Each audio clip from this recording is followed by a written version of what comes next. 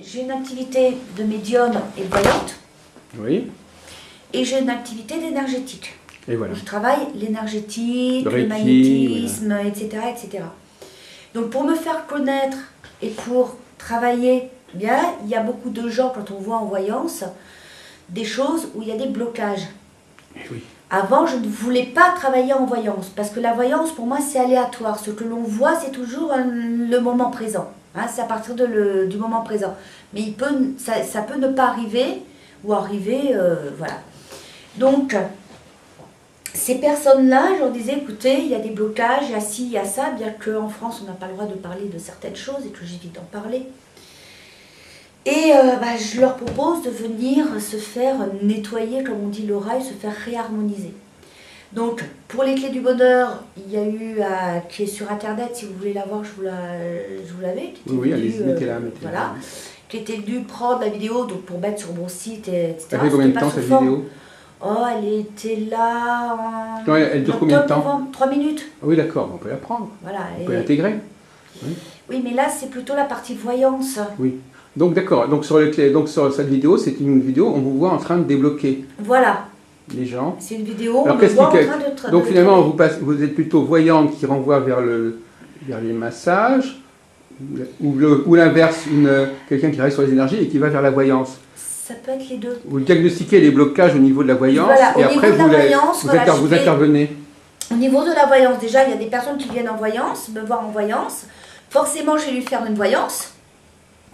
Mais je vais aussi détecter les blocages. Parce que les blocages, je ne peux pas faire autrement que de les détecter parce que c'est moi. Donc forcément, ces personnes-là vont venir se faire débloquer les situations. Mais il y a des personnes qui viennent en énergétique, hein, parce qu'ils veulent harmoniser leur chakra, etc., etc. Et derrière, on va faire une voyance de contrôle pour voir si c'est bien débloqué, si c'est fluide, si ce qui doit l'être le sera, donc, de toute façon, etc., les deux sont toujours couplés. Donc les deux ne sont pas toujours couplés, parce qu'il y a des personnes qui viennent me consulter en voyance, mais qui ne viendront jamais sur la table, parce qu'ils n'y croient pas. En tout cas, ils voient la table, ils la voient déjà dans le contexte du cabinet. Déjà, ils la voient. Déjà, ils rentrent et ils vont me demander c'est quoi ça. Bah oui, déjà c'est une entrée en matière. Oui. Voilà. Si c'est l'un, renvoie à l'autre. Voilà, c'est ça. Oui. Mais c'est pas à but. Des fois, voilà. Mais c'est vrai que souvent les voyants ont des talents de guérisseurs. Ça va souvent, ou de magnétisme, ça va souvent ensemble. Mais ils ne le font pas forcément. Alors, tous les voyants n'ont pas des talents de magnétisme. Non, mais ça peut arriver. Mais ça peut arriver, ça va ensemble. Il y en a qui l'ont, mais qui ont peur, ou qui ne savent pas, ou qui ne le maîtrisent pas. Il y en a, voilà. Vous voulez pas un petit café? Vous me dites, quand est-ce que je la commence? Démarrez, s'il vous plaît, Saphira.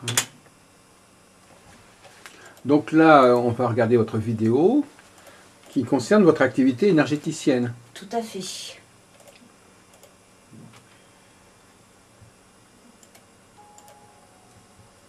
Alors mettez un peu plus fort la musique si possible, ou mettez un haut-parleur.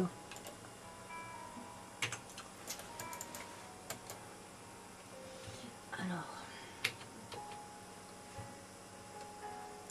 Les Clés du Bonheur, c'est un cabinet d'énergétique et de relaxation. Mettez en grand écran, plein écran là. Parce qu'on veut être bien dans sa tête, bien dans sa peau, bien dans son corps. J'ai créé ce cabinet en 2005 dans le but d'aider les gens à être bien avec eux-mêmes.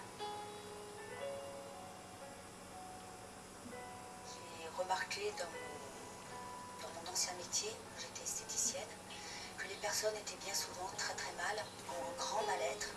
Et mon but, c'était de leur apporter un bien-être pour qu'ils puissent atteindre le bonheur, la joie de vivre, la sérénité. Alors il y a différentes clés au sein des Clés du bonheur. Il y a l'énergétique qui va servir à l'harmonisation de l'aura, qui va me servir à recentrer les chakras, à réharmoniser les champs, à libérer des blocages qui sont ancrés. Je vais utiliser une technique comme l'EFT par exemple, qui est une technique de libération émotionnelle, où on va libérer les émotions mais qui sont enfouies depuis très très longtemps. Je vais utiliser le magnétisme. Le magnétisme, j'ai plus travaillé sur le corps physique, où là, je vais aider la personne à se libérer d'un souci de santé, bien que je ne guéris pas et que j'aide au pouvoir de guérison de la personne qui vient L'auto-guérison. Je vais travailler sur le corps. Quand on est bien dans son corps, on est bien dans sa tête. Donc sur le corps, je vais utiliser différents massages, dont le massage à 4 mains. La fasciothérapie, qui est une technique de, je vais dire, une méthode comme un modelage. Comme un modelage au niveau du visage. La personne, quand elle a le visage détendu, tout le corps est détendu. Trouvé le cabinet Les Clés du Bonheur tout à fait par hasard sur Internet. Et j'ai été accueillie au téléphone d'une façon très apaisante, très calme. Ça m'a vraiment donné envie de venir pour faire ce travail qui m'apporte au jour d'aujourd'hui beaucoup d'apaisement et beaucoup de plénitude. Et Saphira est vraiment à l'écoute des gens. C'est une qualité que je ne trouve pas tous les jours, aussi bien au niveau de mon travail qu'au niveau personnel ou relationnel. Venez avec vos a priori, repartez sans. Je pense que c'est on va dire, c'est pas une phrase choc, mais je pense que c'est ce qui résume le mieux. C'est un lieu de sérénité, de calme, de bien-être, on a l'impression d'être hors du temps. On a l'impression que le chrono s'arrête et que, par contre, comme toutes les bonnes choses, le temps passe beaucoup plus vite quand on vit aux Clés du Bonheur.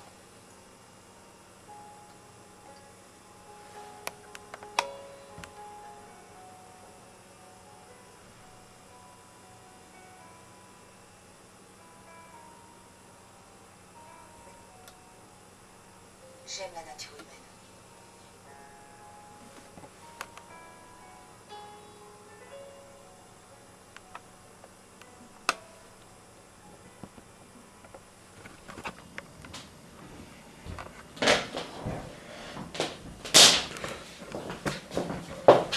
On va fermer la porte de la cuisine.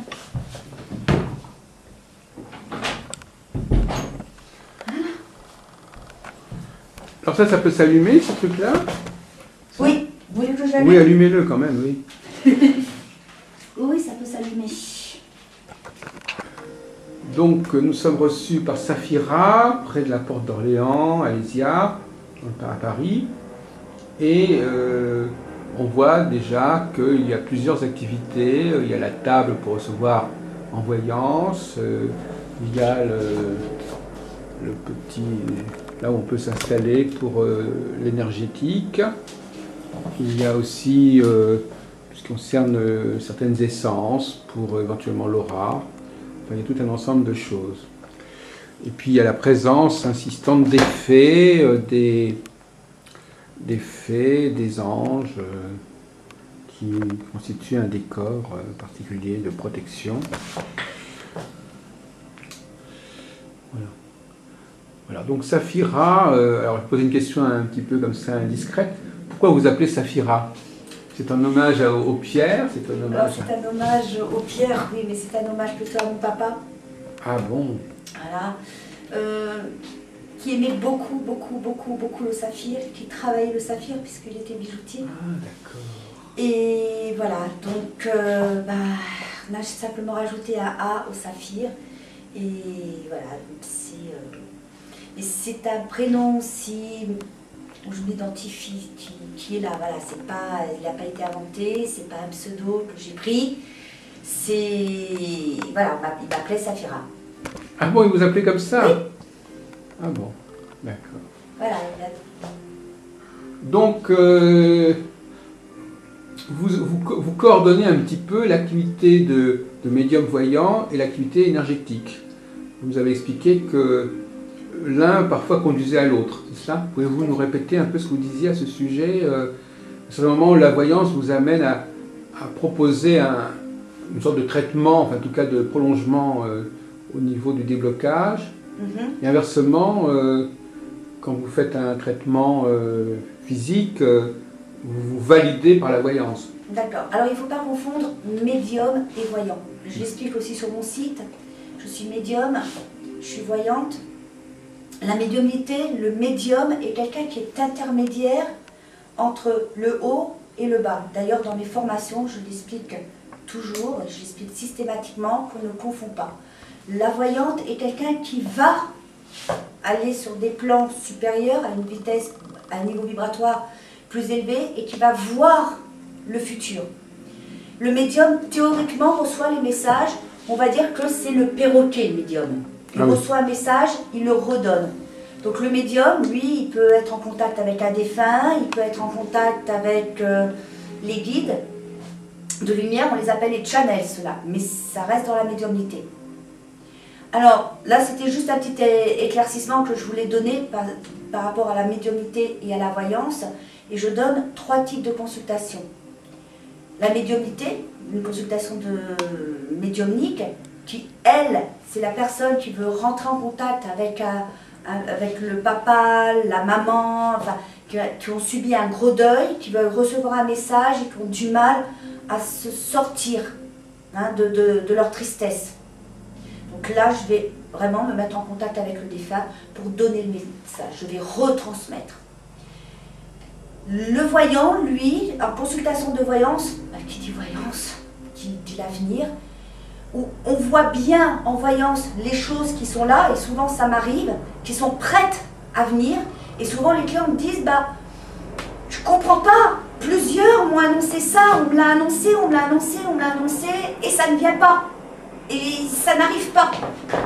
Alors on pense quoi dans ce cas-là? Soit la voyante, elle est mauvaise, mais toutes les voyantes mauvaises qui l'ont annoncé, qui l'auraient toutes vues, et que ça n'arrive pas, c'est bien 1, 2, mais 3, 4, non. Ou soit il y a quelque chose d'autre. Et ce quelque chose d'autre, je vais tenter de le débloquer, enfin de voir ce qu'il y a. Et souvent c'est des blocages. Alors il y a différents types de blocages, je ne vais peut-être pas rentrer dans un cours énergétique, mais ça peut être des personnes qui ont vécu tout le temps les mêmes schémas, qui ont des blocages au niveau de leur confiance en eux, donc ils ferment la porte à ce qui devrait arriver. Donc il y a tout type de choses. C'est pour ça que j'ai ces 2 activités. Au départ, j'avais pas prévu d'ouvrir la voyance. Quand j'ai ouvert les clés du bonheur, c'était pour faire de l'énergétique et proposer une harmonisation et un bien-être. Alors les clés du bonheur, c'est le terme qui désigne votre activité. C'est le nom de mon cabinet. C'est le cabinet. Ça s'appelle les clés du bonheur. Et à l'intérieur des clés du bonheur, je propose aussi la voyance. Mais c'était venu après la voyance. Vous aviez bien sûr ce potentiel en vous.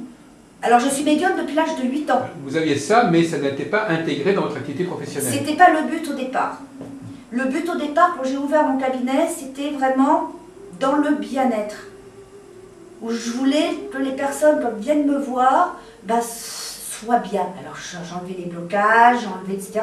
Ma médiumnité faisait que je savais où étaient les blocages, où était tout ça. Voilà, je m'en servais. Et je recevais bien sûr forcément des messages pendant la séance. Dans cet esprit-là. Dans cet esprit-là. Mais comme je n'étais pas en consultation de voyance, je me taisais. Et après, je me dis, c'est dommage. C'était dommage de ne pas le donner alors que je le recevais.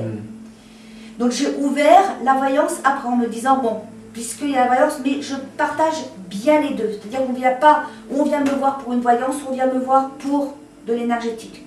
On ne vient pas me voir parce qu'on fait une voyance et après on monte sur la table. C'est vraiment 2 choses différentes. Mais ça peut, à un moment donné, se coordonner.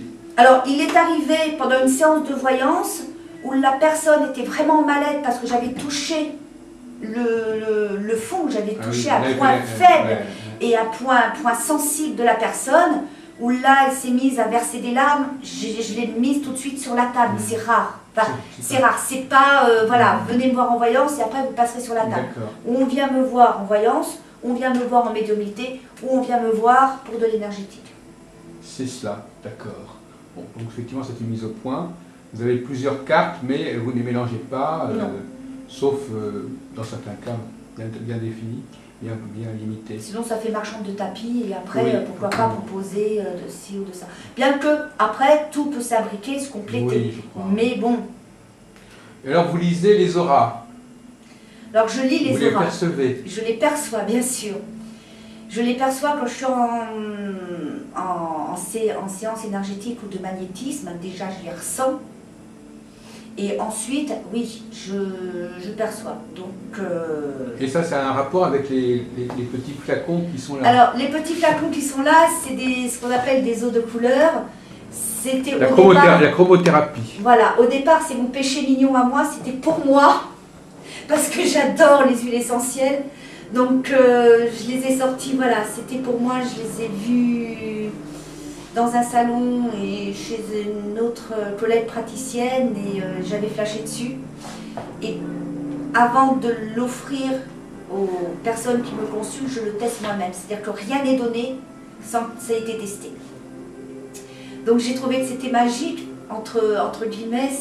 Alors la chromothérapie, c'est quand il y a un manque dans l'aura, c'est ça? Alors la chromothérapie, c'est pas forcément quand il y a un manque dans l'aura. Oui, c'est quand il y a un manque dans l'aura, notre aura perçoit différentes couleurs. Pour ces différentes couleurs, je me suis amusée à faire une photo de mon aura au dernier salon et c'est assez amusant d'ailleurs de voir un petit peu comment se présente des différentes couleurs et des fois on a des vides ou des manques au niveau de la couleur. Voilà. Et ces flacons, comme vous dites, qui sont ces autres couleurs, eh ben, permettent de renforcer la couleur qui nous manque. Oui. Et en même temps, ce sont des huiles essentielles. Donc les huiles essentielles, selon l'huile essentielle et le principe de l'huile essentielle, ça nous met ou en harmonie ou en confiance. Donc vous, quand vous observez quelque chose, éventuellement, vous n'êtes pas simplement passif, vous essayez de corriger. Complètement. Voilà, on vient me voir, mais c'est pour ça que j'appelle les clés du bonheur d'ailleurs, avec différents protocoles, suivant le blocage, suivant pourquoi on vient me voir, je vais utiliser un moyen. Maintenant, si je n'ai pas le protocole ou si je n'ai pas la compétence pour un moyen, j'envoie mon client voir une autre collègue, ouais, un confrère ou un consoeur, mais en tout cas, elle n'est pas dans la nature. C'est-à-dire qu'elle aura une réponse en sortant. Oui, on ne la laisse pas elle-même. Je ne la laisse pas elle-même et je fais tout pour que, voilà, je fais en sorte de faire un circuit. Et c'est justement ce que je vous disais tout à l'heure, pendant que nous prenions notre café, où c'est un petit peu pour moi une désolation au niveau des collègues, des confrères et des consoeurs voyants. On n'est pas assez solide et assez unis. Quelqu'un m'a dit, je ne vais pas citer le nom, quand je suis rentrée, qui m'a dit « Saphira, blinde-toi quand tu rentres dans le métier. Parce que tu es sensible et tu verras. » Je lui ai fait « Mais non, c'est pas possible. On travaille pour le bien d'une personne, on ne peut pas donner une image de quelqu'un où on se tire dans les pattes. C'est pas possible, je ne pouvais pas le croire. » Il dit « Tu verras. » Et c'est vrai. Au fil des mois, je me suis aperçue que je ne comprends pas d'ailleurs, je ne comprends pas pourquoi les confrères et les consoeurs ne sont pas tous unis, main dans la main, en disant voilà, moi j'ai tel client, voilà, il y a des choses que je n'ai pas vues, il y a des choses que j'ai vues mais je n'arrive pas à interpréter, je te l'envoie parce que je sais que toi tu as cette compétence-là. Vous parlez tout à l'heure de résonance. Voilà. Parfois il n'y a pas la bonne résonance. Alors, ça c'est encore un autre... Comme si tu peux créer une déception. Voilà, alors les clients... Je dis toujours à un client, et je l'ai dit sur mon site, quand vous voulez consulter un voyant, ce n'est pas un acte que l'on fait à la légère, consulter un voyant. Pourquoi? Parce que vous allez entendre des choses qui vous plairont peut-être pas. Ou vous allez entendre des choses que vous ne voulez pas entendre. Donc on ne se précipite pas pour aller consulter son voyant. C'est notre cœur qui parle. Oui. Maintenant il y a des moyens avec Internet ou autre, de dire, voilà, j'ai telle possibilité de choisir, on va regarder son site, on se laisse imprégner de son site, voilà. Est-ce que ce qu'il dit me parle, est-ce que sa tête me parle, ouais. Maintenant il y a les vidéos, est-ce que sa façon de parler me parle, est-ce que quand je ferme les yeux, ça me parle de le consulter, et si ça vous dit oui, vous avez toutes les chances que ce voyant vous conviendra. Oui, tout à fait. Voilà. Et ça, c'est ce qu'on appelle en énergétique ou autre, la résonance. Oui. Donc c'est pour ça que je dis, mais pourquoi est-ce que beaucoup s'énervent en disant, tu m'as pris mon client, c'est mon client, il est à consulter, ou je veux le garder à moi, et je ne vais pas... Non, parce que tout est résonance. Je ne vais pas plaire à tout le monde. Il y a des personnes avec qui je plais, il y a des personnes avec qui je ne conviendrai pas. Pourquoi? Parce que c'est comme ça. Et heureusement d'ailleurs. Il faut donc que le client ait le choix, c'est ce qui se produit effectivement dans heureusement qu'il faut qu'il ait le choix, parce que sinon ce serait, voilà, ce serait dommage. De l'autre côté, c'est vrai qu'actuellement, il y a tellement de voyants qui se présentent que les gens, on va passer des mois à chercher un voyant. Alors, on ne va pas passer des mois à chercher un voyant, parce que de toute façon, on est dans la loi de cause à effet. je demande, je reçois, et dans ma formation à l'abondance, j'explique comment ça se passe pour recevoir et attirer à nous ce que l'on a. Alors justement, vous avez fait allusion à des formations. Vous formez à quoi, Madame Safira? Madame Safira, vous pouvez pas m'appeler Safira, c'est mieux. Oui, je sais, c'est une plaisanterie. Alors, les formations sont venues suite à de nombreuses questions répétées, où je répétais les réponses en clientèle. Mais comment on fait pour se centrer? Mais comment on fait pour recevoir? Quand je disais, mais demandez à vos guides, vous recevrez, centrez-vous, etc. Les formations sont nées en octobre, où là, il y a 4 formations dans un mois. Il y a une fois par mois la méditation, où les personnes viennent méditer, apprendre à méditer, apprendre à lâcher le mental. Par différents types de méditation, on peut travailler avec méditation guidée, on peut travailler avec une méditation ou pas, on peut travailler, bon, suivant aussi ce sur quoi on va travailler. Il y a aussi la médiumnité. Alors la médiumnité, je vais encore, excusez-moi, faire des vagues. Tout le monde est médium. Tout le monde peut être médium. C'est pas dû à une élite. Maintenant, tout le monde ne pratique pas la médiumnité ou n'a pas envie de développer son troisième œil, puisque le troisième œil fait partie du système énergétique, fait partie d'un chakra, et le troisième œil, c'est pas toi, t'es bien, tu l'as, toi t'es pas bien, tu l'as pas. Il est là pour tout le monde. Maintenant, on le développe ou on le développe pas. Au départ, il a été créé pour nous, c'est-à-dire pour accéder à notre ressenti et pour pouvoir faire nos propres choix. Donc, ces soirées-là, je leur montre, ou on fait des exercices pour développer ce fameux troisième œil. Où les personnes, d'ailleurs, au premier ou deuxième cours, ça nous a fait un peu sourire, parce qu'à la fin, elles me disent oh, mais j'ai ressenti des choses, c'est incroyable, j'ai vu. Bah oui, toi aussi, tu as ton troisième œil. Je dis que le don... C'est un éveil, c'est une séance d'éveil. C'est une séance d'éveil. Après, à eux de continuer de le développer. Je dis, le véritable don n'est pas de recevoir, parce que si on développe, c'est comme... Mais l'interprétation. Parce que recevoir un message, on l'a vu, on l'a le message. Mais comment on interprète ce message? Et c'est ça le vrai. Et ça, vous pouvez enseigner? Comment on interprète les messages? Alors, l'enseigner, j'aime pas le mot enseignante parce que je ne suis pas enseignante, parce que ce que je donne, c'est avec mon expérience. Je vais transmettre par rapport à ce que je sais. Quand quelqu'un me dit j'ai eu ce message-là, j'ai vu ci, j'ai vu ça, il y a ce travail de groupe qui est là en disant est-ce que ça peut pas être ci, est-ce que ça peut pas être ça. Voilà, comme on est en groupe, chacun se dit cette interprétation peut être là. Puis si on n'a pas l'interprétation, on va travailler sur un plan précis ou à ouvrir le troisième œil, et qui aura le message, parce que de toute façon on a toujours l'interprétation si on le demande. Et là par exemple, excusez-moi d'essayer de comprendre comment ça se passe, vous dites voilà, je prends l'exemple de tel message que j'ai reçu, qu'est-ce qu'il peut signifier? Ou bien les gens ils captent eux-mêmes le message? Alors il y en a, ils le captent tout de suite. Ils l'ont reçu, ils le retransmettent. Donc dans l'atelier, déjà, il y a des gens qui reçoivent des choses. Il y a des gens... Et alors ils disent, voilà, j'ai reçu ça, pouvez-vous m'aider à savoir ce que ça veut dire? Voilà, alors il y a des personnes, ils vont recevoir un message, ils ne savent pas l'interpréter parce qu'ils viennent, ils débutent, puis bien souvent ils se disent, mais j'aurais pas pensé que j'aurais pu recevoir, parce que beaucoup pensent que c'est un don, que c'est dû à pas tout le monde, etc. C'est une grâce. Et là, les premiers cours, ils sont un peu surpris d'avoir reçu. Parce que, oui, on a travaillé le troisième œil, c'est normal qu'ils reçoivent, et dire, voilà, j'ai reçu ça. Et j'ai reçu ça pour toi. Dis-moi parce que je ne te connais pas, et bien souvent c'est des personnes qui ne se connaissent pas. Oui, j'ai eu ça dans mon enfance, j'ai eu ça et tout, t'as bien vu, etc. Et il y en a d'autres qui vont recevoir une couleur, ils vont recevoir une odeur, tout dépend de leur médiumnité vers où elle se tend, et qui dit, j'arrive pas à l'interpréter. Donc, le travail de groupe va faire qu'on va aider à interpréter le message. Alors les stagiaires, il y a une sorte de présélection des stagiaires? Non, pas du tout. Les gens se présentent, mais ça présuppose quand même quelque chose qu'ils ont déjà.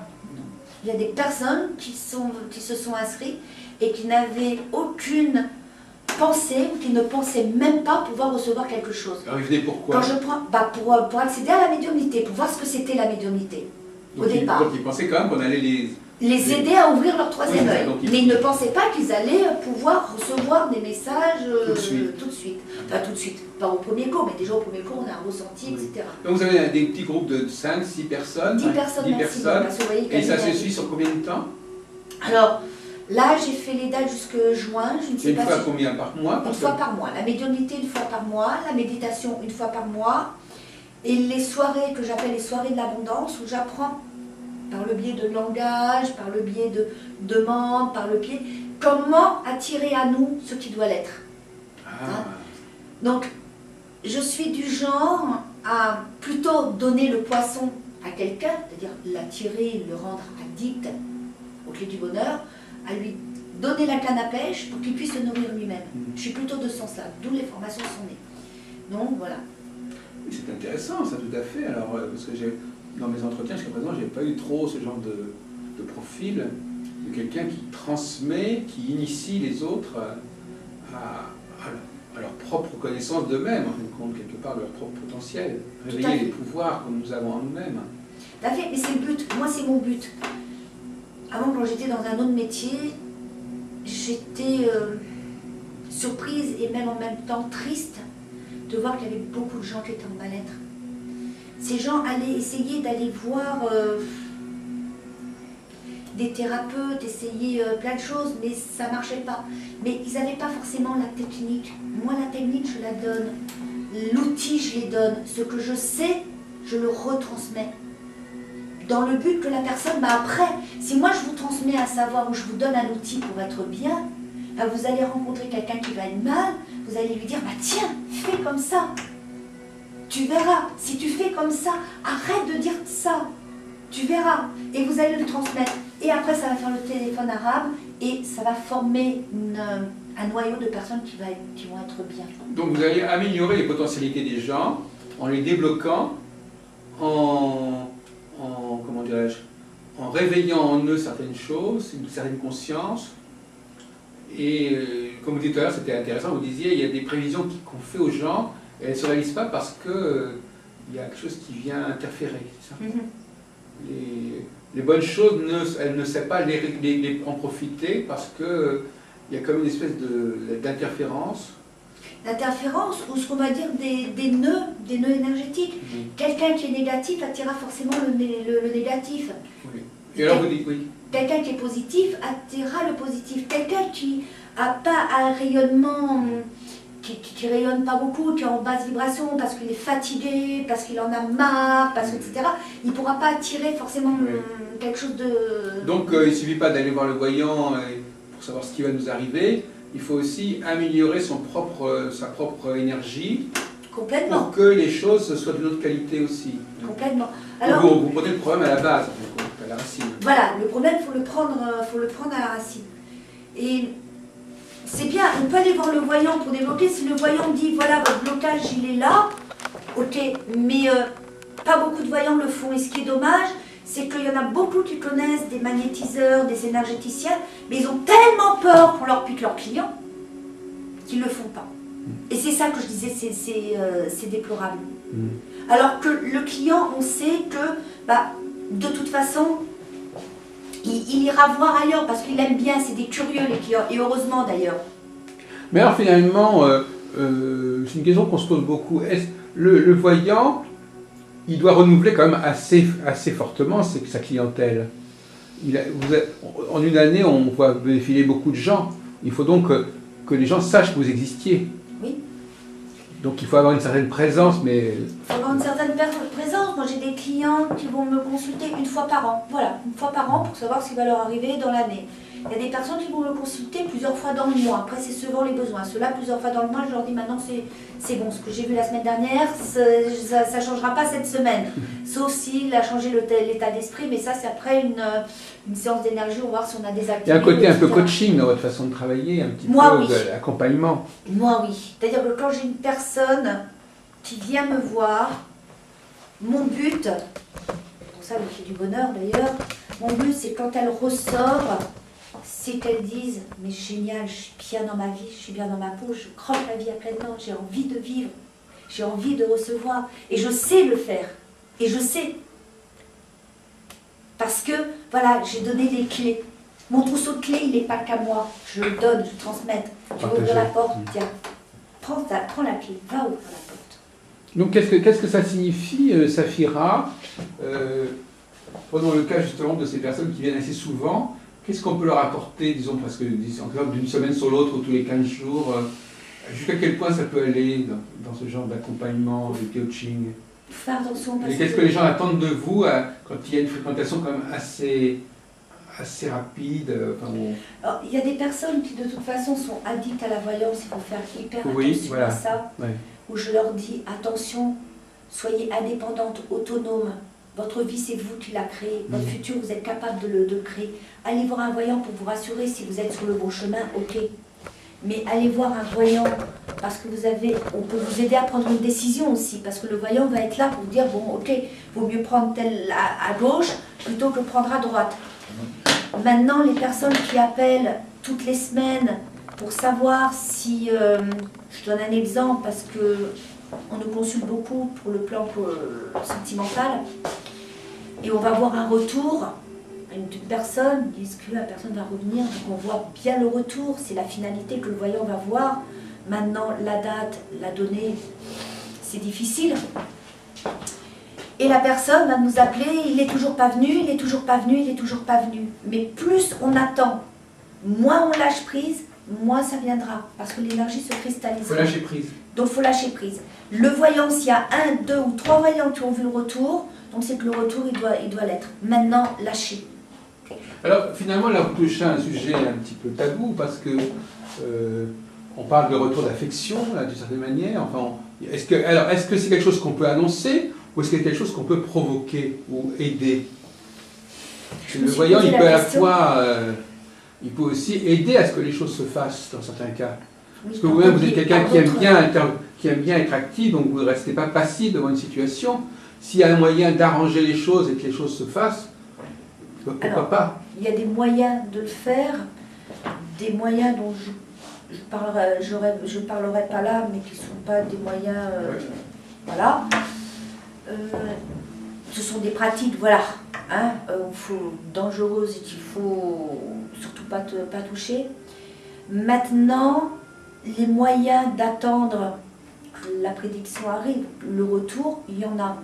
En aidant la personne à lâcher prise, en étant complètement relaxé, en même temps en travaillant sur soi. Moi j'ai vu des personnes, et ça me fait, c'est toujours une anecdote que je donne à mes clientes.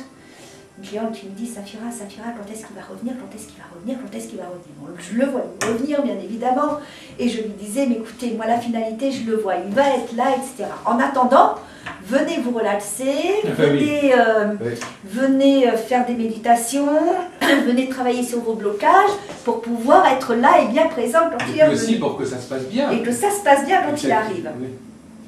Effectivement, la personne revient comme la prédiction a été donnée et elle m'appelle et elle me dit Safira, je suis en panique, ça ne va pas, aidez-moi, comment je peux faire? Je dis qu'est-ce qui se passe? Il me dit écoutez, Athènes est revenue, je l'ai revue, mais j'en veux plus. Qu'est-ce qui s'est passé? C'est que la personne a travaillé sur elle, a travaillé le lâcher prise, elle a changé, a coupé le lien, voilà. Elle a changé son état d'esprit, elle est montée en vibration, elle s'est découverte des choses d'elle-même qu'elle ne se connaissait pas. Voilà. Donc cette personne n'appartient plus à sa vibration actuelle. Et cette personne, quand il est revenu, n'appartenait plus à cette vibration actuelle. C'est déjà arrivé. Alors pas toujours, mais c'est déjà arrivé. Il faut que l'autre personne avance aussi. Il faudrait pour bien faire que l'autre personne avance en même temps, pendant la période de séparation. Ce qui n'est pas toujours le cas. Puis il y a des choses où ils reviennent et qu'ils avancent ensemble après parce qu'ils ont compris ce qui s'est passé. Et puis il y a des personnes... Il faut harmoniser la nouvelle formule, la nouvelle relation. Tout à fait. Qui a pu être décalée, qui était déjà peut-être décalée d'ailleurs, mais qui... Alors ça, il faut avancer toujours sur le même chemin. Et alors justement, à partir du moment où on voit quelque chose, est-ce que ça veut dire que c'est... En vous écoutant, on a l'impression qu'il y a des choses qui sont vraiment écrites, si on peut dire, enfin, qui sont déjà installées sur le chemin de vie de la personne, et de toute façon, les choses vont se passer, vont avoir lieu. Je peux parler de quelque chose qui fâche, mais qui est de ma propre conviction. Hein, c'est ma vérité à moi. C'est pas la vérité, c'est pas la vérité des autres. C'est mon expérience qui va parler. le savoir, les livres que j'ai eus, pour moi, il y a 3 choses qui sont écrites. Allez-y. Le jour de notre naissance, forcément, notre mission de vie, c'est-à-dire ce pourquoi on est venu sur Terre, c'est-à-dire ce qu'on a choisi de vivre sur Terre, et l'heure de notre mort. Oui, alors... 3 choses sont écrites. Oui, oui. Maintenant, comment on ne peut pas savoir, et heureusement d'ailleurs, que pour moi c'est pas écrit, sinon on serait des robots, comment, alors dans ce cas-là, on se lève le matin et qu'on n'a qu'à se laisser vivre en disant de toute façon, ça y est, c'est écrit. Si je dois rencontrer telle personne, c'est écrit, donc je vais la rencontrer. Mais si je reste chez moi, est-ce que je vais la rencontrer, cette personne? Mais c'est écrit, donc j'attends. Ah oui, c'est écrit, donc moi j'attends. Mais oui, mais cette personne, elle ne vient pas. Moi, je vois que quand mon mari, j'ai rencontré mon mari il y a 20 ans, si je n'étais pas sortie ce jour-là, je ne l'aurais jamais rencontré. Si j'étais restée chez moi, je ne l'aurais jamais rencontré. Oui. On est d'accord. Alors, on va dire, je suis sortie parce que c'était écrit que je sorte. Parce que là, on va très loin. Non, moi, c'est ce qui est écrit, c'est, voilà, notre but. Maintenant, les chemins que l'on va prendre, c'est nous qui les choisissons. Sinon, pourquoi aller voir un voyant? Pourquoi aller voir un voyant? Ou alors, dans ce cas-là, pourquoi le voyant, il nous dirait le chemin que vous allez prendre à gauche est meilleur que celui que vous allez prendre à droite? Dans ce cas-là, c'est pas la peine d'aller voir un voyant si ce n'est...